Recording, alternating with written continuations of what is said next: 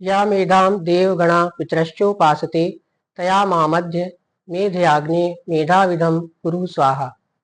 यह श्लोक यजुर्वेद के तीसरे अध्याय से लिया गया है।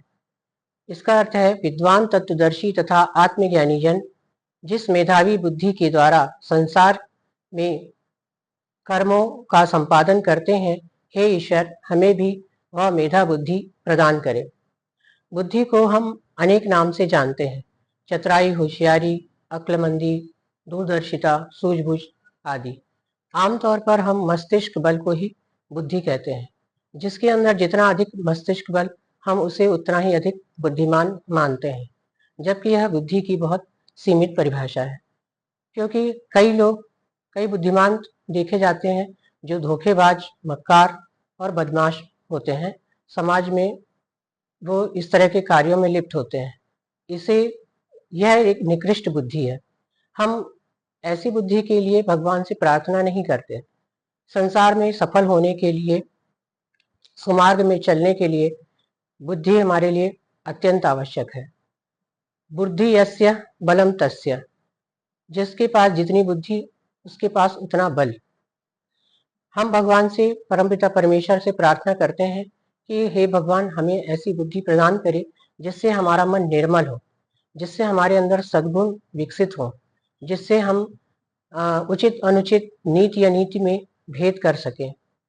ऐसी ही बुद्धि की हम प्रार्थना करते हैं, जिससे हम जैसे हमारे ऋषि मुनि इस बुद्धि के द्वारा आत्मज्ञान को प्राप्त होते थे।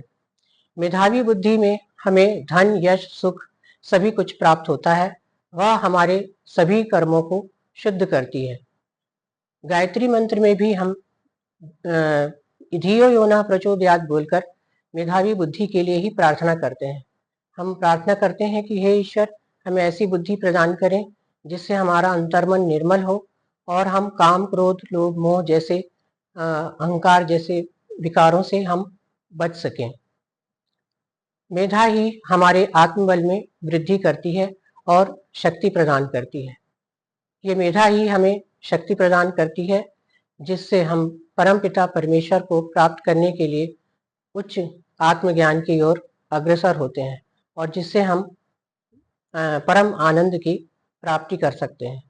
प्रभु की कृपा से ही यह मेधा हमें प्राप्त होती है। बिना ईश्वर की कृपा से हमें यह मेधा नहीं मिलती। और जब हमें ये बुद्धि या मेधा मिलती है, धीरे धीरे हमारा आत्मबल बढ़ता है।